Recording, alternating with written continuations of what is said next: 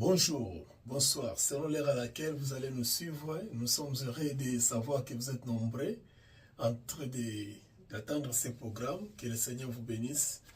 Que le Dieu du ciel, le Dieu de la grâce, vous comble de toute sa grâce et toutes ses bénédictions.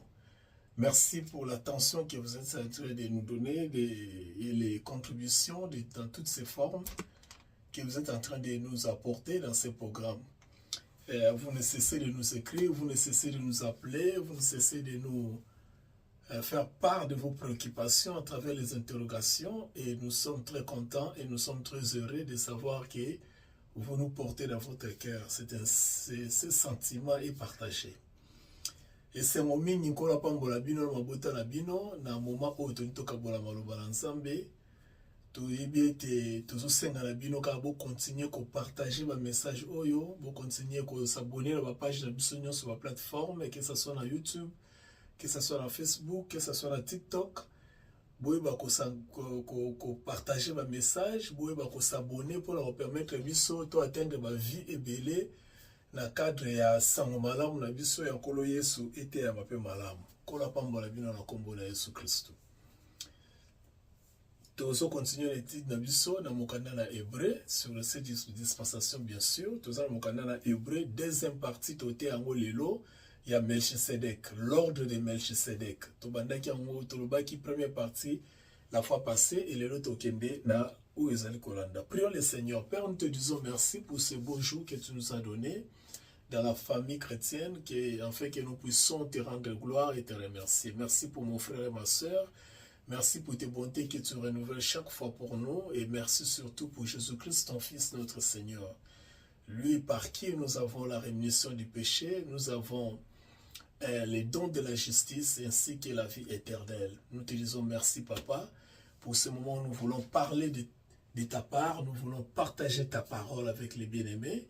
Que tu nous accompagnes dans ces programmes et que ton nom seul soit glorifié dans le nom de Jésus-Christ. Guéris les cœurs brisés. Seigneur, mingi kati na biso bana posa lisungi na yo, bana posa loboko na yo, na kati na mitema na bango, na ba santé na bango, pe na ba circonstances za ko entouré bo moyi na bango, to tiki bango yo soka na maboko na papa, to sengi ngolu na yo e ba ko résoudre situation ya moko na mosusu, po ete lokumu yo sezonge pa ina yo. Bana na ba sana posa na papa parce que biso to dépendant yo pa ina yo. Merci na ba faveur nyonso pe ba grâce nyonso tozo so pa ina yo. Amen. Alors, bien-aimés dans le Seigneur, nous allons au canal Hébreu, chapitre 5, versets 1 à 6. Hébreu, chapitre 5, versets 1 à 6. Nous lisons la parole du Seigneur. Hébreu, chapitre 5, versets 1 à 6. Nous lisons la parole du Seigneur. En effet, tout souverain sacrificateur, pris au milieu des hommes, est établi pour les hommes dans le service de Dieu, afin de présenter des offrandes et des sacrifices pour les péchés. Il peut être indulgent pour les ignorants et les égarés, puisque la faiblesse est aussi son partage. Et c'est à cause de cette faiblesse qu'il doit offrir des sacrifices pour ses propres péchés, comme pour ceux du peuple. Nul ne s'attribue cette dignité s'il n'est appelé de Dieu comme Aaron, comme fut Aaron. Et Christ ne s'est pas non plus attribué la gloire de devenir souverain sacrificateur, mais il la tient de celui qui a dit « Tu es mon fils, je t'ai engendré aujourd'hui ». Comme il dit encore ailleurs, tu es sacrificateur pour toujours selon l'ordre de Melchisedec. Alléluia. Thème nabiso zali, tu es sacrificateur selon l'ordre de Melchisedec. Tu es sacrificateur selon l'ordre de Melchisedec. La fois passée, deuxième partie bien sûr, parce que première partie, tu étais en semaine passée. Tolobela ki likambuya ordre de Melchisedec, première partie. Je récapitule. Ordre de Melchisedec, c'est tout simplement organisation selon leadership, selon impulsion, il y a Melchisedec. Tolobaki était dans l'Ancien Testament, tous ordre mibale. ordre d'Aaron, ordre de Melchisedec. Tu expliquais qui ordre d'Aaron. Alors, les autres ont expliqué ordre de Melchisedec proprement dit. Au fait, avant que tu aies ordre de Melchisedec, il faut te expliquer dans le Melchisedec à Zanan. Je pense que pour la bande de Kwebele, o bazolanda biso, ce que landi biso lelo vraiment na segi na yo, zonga matia na biso ya ordre de Melchisedec partie 1, donc première partie pour comprendre autre zolo balelo. Ce que landa qui a noté, je vous en prie, la bonne bino la bolingo nzambe, bolanda ngo pour comprendre autre balelo, pour autre balelo ça lié na autre balelo la fois passée. Alors ce que olandi autre balelo kaka peut-être échapper à la réalité autour la fois passée. Ordre de Melchisedec, tu expliquais qui ordre à Aaron parce que tu l'as dit, dans la Bible, tu as ordre mi balé dans l'Ancien Testament, ordre mi balé. Ordre à Aaron, ordre de Melchisedec. Faute de temps, moi, tu as ordre à Aaron exaté. Mais retenez seulement qu'il y a ordre à Aaron, et ça qui une façon de fonctionnement selon appel au Nzamba Pesaki Aaron. C'est-à-dire, bah, sacrificateur au Nzamba parmi le peuple, bah, na libota ya Aaron. Parce que bangonde bazaki bato bazo sala musala au Nzamba Pesaki bango par rapport ya bikolo mususu na kati na libota ya bana Israël. Alors, les autres sont mon ordre de Melchisedec. Maintenant, avant tout mon ordre de Melchisedec, tu expliquais qu'il peut ordre, tu l'as presque en détail. Vraiment, je vous en prie, une fois de plus, besoin en matière, on a pour vous comprendre. Alors, ordre de Melchisedec, c'est quoi les alignés? D'abord, il faut comprendre qui est Melchisedec. Parce que ce qu'on comprend de Melchisedec, n'est au koyeba ordre naïe et la kisénine. Alors, pour comprendre Melchisedec, il faut autant à quelques versets. Par exemple, faute d'état autant à sauter, mais il faut autant à un verset ou bien deux versets pour te comprendre qui était Melchisedec, pour te comprendre l'ordre naïe. Hébreux chapitre 7, verset 14. En fait, l'histoire de Melchisedec revient dans Genèse chapitre 14. Hein? Genèse chapitre 14. Mais faute de temps, moi, je vais détailler exactement. Tout en là, Hébreux chapitre 7, verset 4. Considérez combien est grand celui auquel le patriarche Abraham donna le dîme du butin. Ceux des fils de Lévi qui exerçaient le sacerdoce ont d'après la loi l'ordre de lever la dîme sur le peuple, c'est-à-dire sur leurs frères qu'ils cependant sont issus du règne d'Abraham. Et lui qui tirait pas de son origine, il leva la dîme d'Abraham et il bénit celui qui avait la promesse. Je vais expliquer, mais revenons au verset 4. Considérez. D'abord, au verset 3. Donc, pardon, excusez-moi.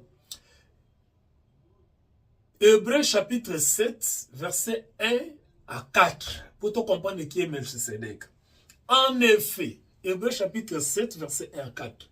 En effet, c'est Melchisedec, roi de Salem, sacrificateur du Dieu très haut, qui alla au-devant d'Abraham lorsqu'il revenait de la défaite des rois, qu'il les bénit. Et à qui Abraham donna la dîme de tout, qui est d'abord le roi de justice, d'après la signification de son nom, ensuite le roi de Salem, c'est-à-dire le roi de paix, qui est sans père, sans mère, sans généalogie, qui n'a ni commencement des jours ni la fin de vie, mais qui est rendu semblable au Fils de Dieu. Au Fils de Dieu. Vous soulignez au Fils de Dieu, voilà. Qui est rendu semblable au Fils de Dieu. Ce Melchisedec demeure sacrificateur à perpétuité. Considérez combien est grand celui, soulignez celui auquel le patriarche Abraham donna la dîme du butin. Voilà. Qui est Melchisedec? L'interprétation du Makébélé selon le courant théologique, c'est l'apparition de Christ dans l'Ancien Testament, ce que nous appelons la Christophanie. C'est l'image de Jésus-Christ. Oui, ils ont bêté, mais tout me Kolibolango selon les Écritures. D'abord, tu as présenté 5 faits. Dans 5 faits, tu as présenté sur Melchisedec selon les Écritures. Il y a un monde qui permettre de comprendre Melchisedec à moi zanani. Pour token de kolobela, ordre naye. Pe ordre naye ezali nini.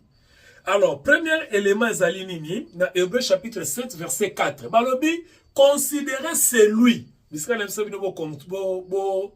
soulignez celui. Quand on parle de celui, on parle bien sûr d'un humain. C'est un pronom personnel, je crois. Quand on parle de celui, c'est un humain. Ok? Donc, Melchisedec a un motoloko la biso. C'est-à-dire, a un motoloko la biso. Koutou, plus loin, balobi, a un semblable au fils de l'homme. Au fils de Dieu. Dans verset 3, je crois. Donc, azali moto loko la biso. Na mai na makila, na nzoto loko la biso. Eloko liboso yango wana. Eloko mibale balobi, azali roi et sacrificateur. C'est-à-dire, alors jouer ba rôle mibale. Azali mokonzi, pe azali nganganzambe. Azana 2 offices. Bon, on a malam, parce que tu as chité quelque part. Azana 2 offices. Côté moko azali mokonzi, donc roi, et de l'autre côté azali sacrificateur. Mais pas n'importe quel sacrificateur. Balobi azali sacrificateur de Dieu très haut. Voyez-vous? Sacrificateur de Dieu très haut. Yazali nanganzambe, ya nzambe azali kolo. C'est-à-dire quoi? Neto tangaki na Hébreux chapitre 5 balobi, banganganzambe mosusu, bazwaka bango kati na bato, pona kosala mosala oyo, ya kosala kotumba mbeka ya masumu ya bato. Ok?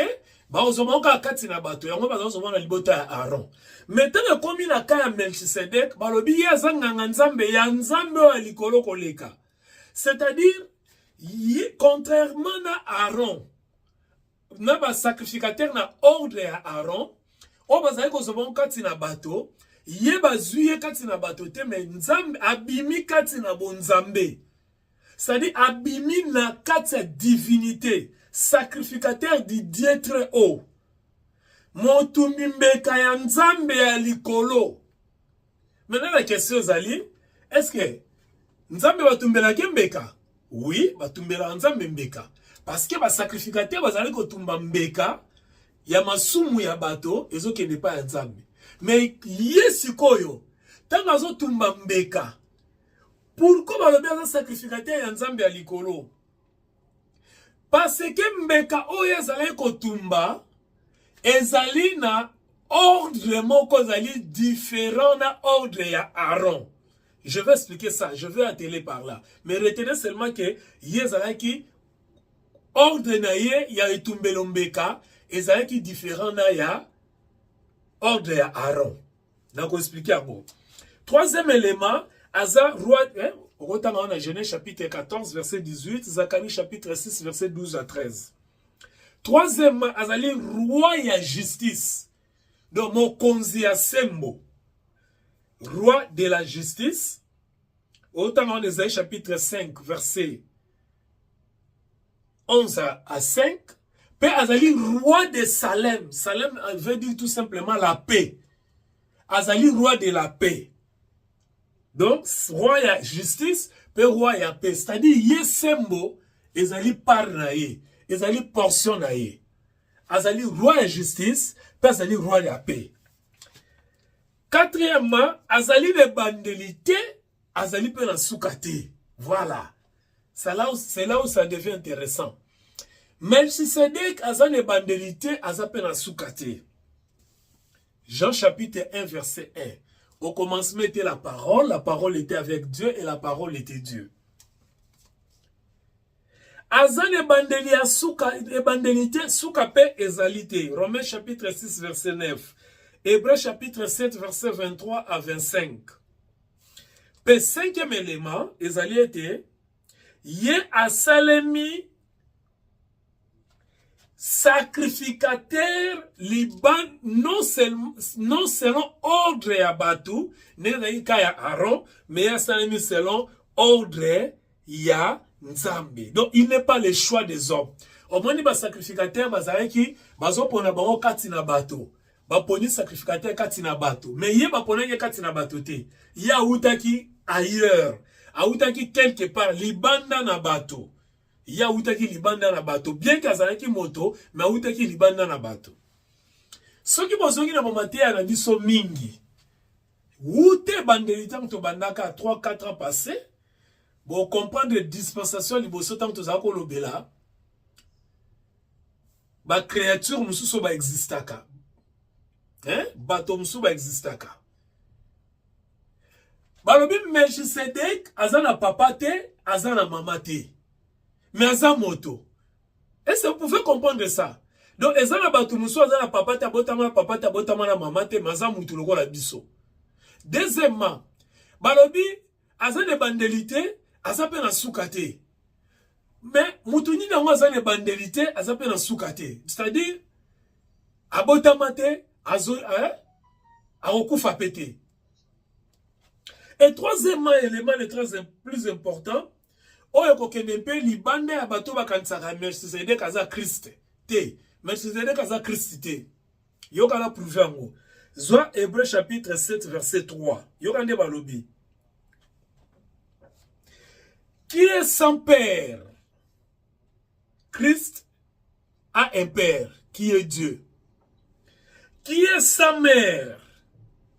Christ biologiquement a botama na maman, Marie. Parce qu'il y a une Marie.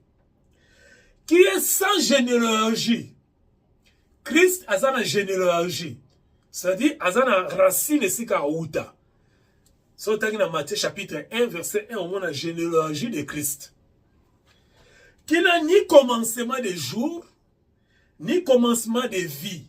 Yesu, la personne de Jésus, a un commencement, a une bandeli.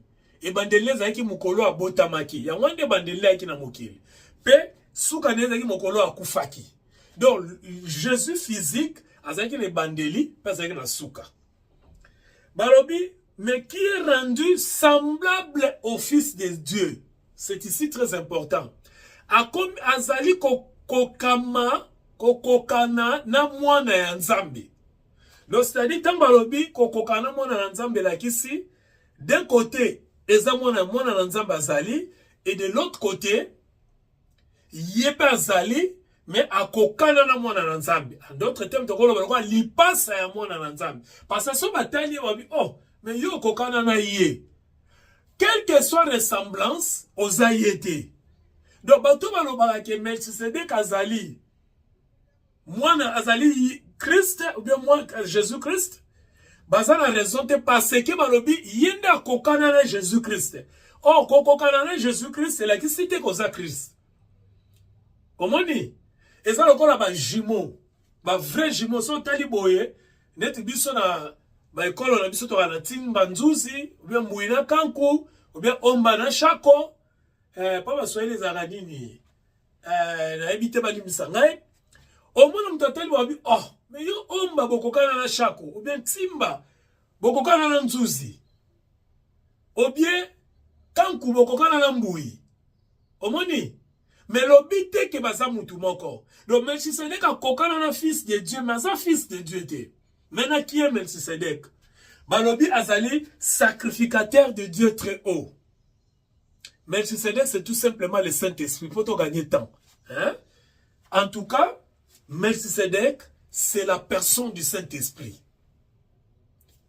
Le Saint-Esprit, ayaki pe na nzoto, nenge yesu aya na nzoto, mais ayaka dans le Saint-Testament. Le quoi la Melchisedek. Parce que c'est le Saint-Esprit qui n'a ni commencement, qui n'a ni fin. Jésus a fait un commencement et un fin. Une fin, pardon.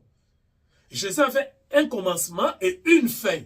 Commencement, Jésus a dit sa naissance, sa fin, c'est sa mort. Sa résurrection, c'est la personne de Christ qui est ressuscité. Et il est devenu Jésus-Christ. Dieu l'a rendu Christ. Ok? Il faut comprendre Makambo parce que ici c'est la doctrine. Ah, tout ça, il faut comprendre parce que ça m'a commis. Dans la doctrine, on a des preuves qui sont écrites. Ok? Donc, Melchisedek azana papa te azana mama te. Yesu alaki na papa, azana papa, o azana nzambe, pe azana mama, azana Marie. Melchisedek azali moto oyo ebandelezate suka ezate. Donc c'est la personne du Saint-Esprit. Parce que le Saint-Esprit n'a ni commencement ni fin. Le Saint-Esprit est venu à un moment donné sous forme à Melchisedek. Pour nous permettre biso de comprendre les révélations en Nzambe, pour de comprendre l'ordre à Saint-Esprit. Si on a quand il y a ordre à Saint-Esprit, wada, différence ni les alina ordre à Aaron. Ordre à Aaron, parce qu'on prenait katina bateau. Donc, il y a un clan moko boebana Aaron, le but de si souverain sacrificateur, pour atumba mbeka, il y a masumu ya bateau. Et souverain sacrificateur, on a qui limité na temps. Parce que le kolo moto a kokufa. Mais contrairement maintenant à souverain sacrificateur, on va bengi Melchisedek, il va pogner katina bateau, ta outi direct pas Nzambe. Et kouta na pas Nzambe, eza ko permettre ye atumba mbeka pe akokufa te. Donc akozala libela la libela. Ça c'est le premier élément, il y a différence. Deuxième élément, souverain sacrificateur oyo, il y a ordre d'Aaron. Tant azali kotumba mbeka. Après ye kotumba mbeka, année oyo par exemple 2025 atumbi mbeka, 2026 akoya atumbi sumbeka. 2027 akoya atumbi sumbeka. 2028 akoya atumbi sumbeka. Titanga okufa, mususu a remplacé. Azo continuer 2030, 2031, 2032 ainsi de suite. Mais pour le Melchisedek, il y a atumbi mbeka kaka une fois et sili. Lokola ya kufakate. Mbeka na on a tumbi et kozali ya libela na libela. Troisième élément. Et là, on y a ça que ordre ya Aaron. Et ça n'a pas que ordre ya Melchisedek. Et ça tout simplement parce que ordre ya Melchisedek est sa image. Il y a l'homme Jésus. L'homme Jésus, c'est-à-dire, azo sala mosala ya kotumbela biso mbeka, mais akufi. Tandis que Melchisedek, le kole ya kokufa te, azo veillé à ce que mbeka oya tumba une fois et kokisama une fois pour toutes. Maintenant, je reviens à ce que je vous ai promis. Tant que le était azali roi et sacrificateur. Écoutez très bien, bien aimé dans le Seigneur. D'abord, vous devez retenir une chose. Que Jésus-Christ est souverain sacrificateur, non selon ordre de Aaron, mais selon ordre de Melchisedek. Pourquoi selon ordre de Melchisedek? Dans ordre d'Aaron, vous allez choisir kaka motomoko. Mais dans ordre de Melchisedek, motomo va changer chaque année, ou bien 2 ans, 3 ans, selon force ou bien ce qui a koufi. Va remplacer. Mais, ce que Christ a fait, écoutez maintenant bien aimé dans le Seigneur, ce que Christ a fait sur la croix, personne d'autre ne peut remplacer cette œuvre-là. Donc, quand tu m'embêtes cannabis, est plus meilleur que quand tu m'embêtes Aaron, parce que dans Aaron, si tu m'embêtes année 2025, 2026, il faut que tu m'embêtes. 2027, il faut que tu m'embêtes. 2010, chaque année, tu m'embêtes. Mais si on a ordre à Aaron, pardon, ordre à Melchisedek, on a ordre à Saint-Esprit, tu m'embêtes une fois, et une fois pour toute histoire de Salini, Yambeka, Salini et Sili. Dans l'ordre d'Aaron, il faut pas répéter. Mais dans l'ordre de Melchisedek, Mbeka Siko va tumbi et Sili une fois pour toutes. Maintenant, Mbeka Zao tumba mande yenin. Bayena mwana nampate, mon sacrificateur a tchelo boko likola mwana nampate, bakati ekingo makila ne kiti bache sani bazui makila, bakoti nona lettre sainte, bazui batia ngona propitiatoire, allez, bazui, basali invocation, batumbi mbeka wana ya makila, parce que masumu nanga ifo limbisama, batumi mbeka wana, souvenez-vous, la Bible dit sans l'effusion du sang, il n'y a pas le pardon. Tant batumi mbeka wana, masumu nange sanini, milinga wane matili kolo nzamba sepeli nango, masumu nange sanini elimbisami. Année prochaine na kozonga, année kuna oyo koya kuna na kozonga, année wana kuna na kozonga. Mais oyo sikoyo, ya Christ salemi nini? Christ yemoko amikomisi mbeka. Amikomisi mbeka, ayene kulusu ami batumbie mbeka, ba sacrifier na ordre ya Melchisedek. C'est-à-dire, lokola yo sali basali yo boye, batumbi yo mbeka pona masumu nanga, ngai oyo, na tango ya Aaron, sacrificateur to ordre ya Aaron, il fallait bazong sa ango chaque année, mais awa, bazong sa ango chaque année parce que année prochaine, les sacrificateur sera koufi, moussou sera remplacé, il faut ça. Mais awa na ordre ya Melchisedek, les sacrificateurs ne meurent jamais. Aza libela. Lokol aza libela, moyen aya li sous-souté. Hein? Moyen li sous-souté pour tout mbeka, ya sacrifice oyo, et kokufa kape li sous-souté. Parce que na ordre na ye, la mort n'est qu'une seule fois. Vous comprenez? C'est-à-dire, tant bakati yesu kingo, makile bimi, parce que yesu wakata ke kingo, tant bete basete, makile bimi, kuna wazako kata kingo, mais awa, tant bete basete makile bimi ya kufi, mbeka wana ya sali, ekokisi, purification ya masumu na ngai, nyonso, ya le passé, ya le présent, puis il y a le futur. C'est-à-dire, même dans le futur, nous avons besoin de ya batumbelanga lisusu mbeka. Parce que quand tu mbeka na ordre ya Melchisedek, ezali une fois pour toutes. Donc, on a reçu comme le chapitre 7, le chapitre 10, tant qu'on a trop défi de le belango. Deuxièmement, quand tu mbeka on va tumbelingai, cette fois-ci, ils ont pouvoir, même dans l'avenir, contrairement à l'ordre d'Aaron, masumu oyo na kosala na 2025, il faut tout, pardon, 2026, il faut tout mélanger mbeka na 2026, bien que toi na 2025. Tant que comme na 2026, va tout mélanger mbeka. Pourquoi? Parce que moi na nampate a kozala pour bakata ekingo. Donc année prochaine, nous recevons mon nampate baokata ekingo. Tandis que na ordre de Melchisedek, moi nampate azali susute o baokata ekingo. Pour moi nampate wana oyo babomi Yesu Masia, tango asekui esili. C'est-à-dire mutu te azana pouvoir azwaye azongise sune kulusu po kufa pona masumu ya ngai pe masumu na yo. Non, ensale magali sute.